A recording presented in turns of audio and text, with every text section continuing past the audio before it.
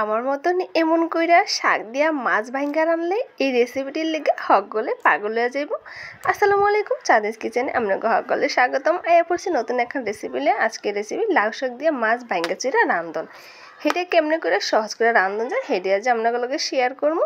তো এখন লাইক দিয়ে দেখা শুরু করে দেন, আশা করি আপনাকে অনেক ভালো লাগবো। আয়া পড়ছি রান্ধন করে আইয়া এখন কড়াই বহাই দিছি। কড়াইয়ের মধ্যে কিছুটা তেল দিছি আর দিয়ে দিছি পেঁয়াজ কুচি। পেঁয়াজটা একটু ভাজা ভাজা করে নেবো, বেশি ভাজা ভাজা করার দরকার নেই, হালকা একটু বাদামি কালার হইলেই চলবে। এই তরকারিটা রান্ধনের মধ্যে একটা গোপন টিপস আছে, সেই আজ আপনাকে শেয়ার করবো। টিপস খান হইল জিরা বাটা। আমি আগের মধ্যে করলাম জিরা বাটা দিছি 1 টেবিল চামচ, আর দিছি 1 টেবিল চামচ আদা বাটা, 1 টেবিল চামচ রসুন বাটা। অনেকটি একটু ভালো করে ভাজা ভাজা করে নেবো যেন কাঁচা ভাবটা চলে যায়, একটা সুন্দর একটা গ্যারান আহে এই আদা রসুন আর জিরা বাটার।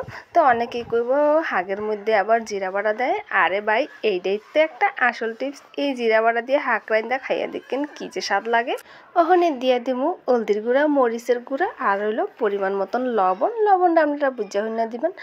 তো এখন মশলাটারে আবার একটু ভালো করে কষাই লইমু। মশলাটা কারণ ভালো করে কষাই তৈব, হেয়া যে কোনো তরকারির লেগে হোক মশলা যদি ভালো করে না কষান তাহলে কিন্তু একটা তরকারি মজা লাগবো না।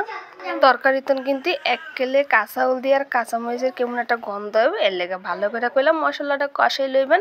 তো দেখেন আমার মশলা কইলাম কষাই না হয়ে যাইতেছে, তেল হান বাইরে গেছে, আর বেশিক্ষণ লাগবো না। ওখানে দিয়ে দিলাম আমি কয়হান কাঁচামরিচরে ফালি করে। এখানে দিয়ে দিম হইলো মাছ, যেই মাছ দিয়ে আমি হইলে তরকারি হান রানমু, তাই আমি হইলো রানতেছি পাঙ্গাস মাছ দিয়ে।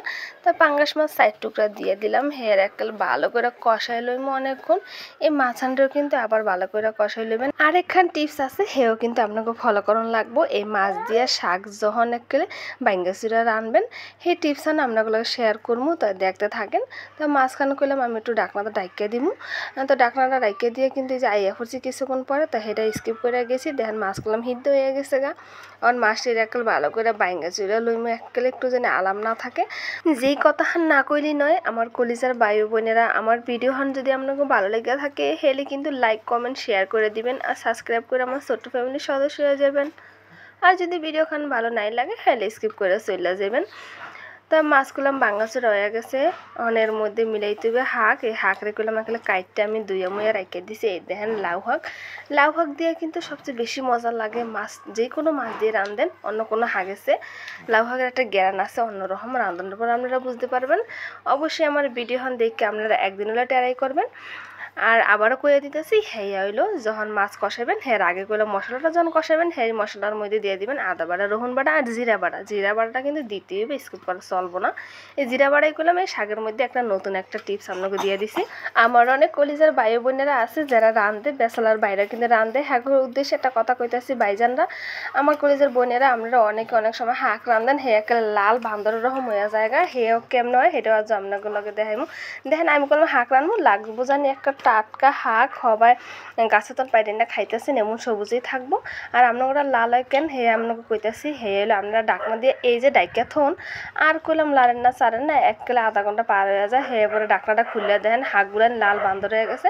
এর লেগে কইতাছি যখন হাঁক রানবেন, যখন ডাকনাটা ডাকবেন অন্তত 5 মিনিট বা 10 মিনিট এরকম পর কিন্তু ডাকনাটা উড়াই একটু লাইটে ছেড়ে দিবেন। হেলে একটা বাপ যে থাকে, বাপটা বাইরে গেলে হাঁকটা কিন্তু লাল হয় না।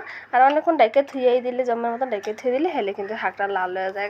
আমার হাঁকটা করলাম সবুজই থাকবো। তো দেখেন আমার রান্ধন হয়ে গেছে, হাঁক করলাম লাল লানে, হাঁক করলাম সবুজই দেখা যেতেছে টাটকা হাঁক। তা আমরা একটু বাইরে দেখাইতেছি, পরিবেশন করে দেখাইতেছি। তাই দেখেন আপনার কাছে আমার একটা অনুরোধ, আমার ভাই বোনেরা আপনারা একবার হলে রেসিপিটা ট্রাই করে এরপরে কিন্তু আমার কমেন্ট করে জানাবেন যে আসলে আমি হাসাই কইছি না মিশা কইছি যে এই রেসিপিটা এত মজার।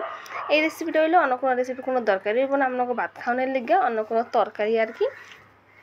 তো যাগা আজের মতন এইখানে বিদায়, দেখা হইব নতুন কোনো রেসিপি লয়ে। সেই পর্যন্ত সবাই ভালো থাকবেন আর দোয়া করবেন আমার লেগে, আমি যেন আপনাদের মাঝে এককালে কম মশলায় বেশি মজাদার রেসিপি লয়ে একটা দৌড়ে আইয়ে পড়তে পারি। আর আপনারা আমার রেসিপি দেখবেন আর আমার লাইক কমেন্ট শেয়ার করে একদম বড় করে দিবেন। আসসালামু আলাইকুম।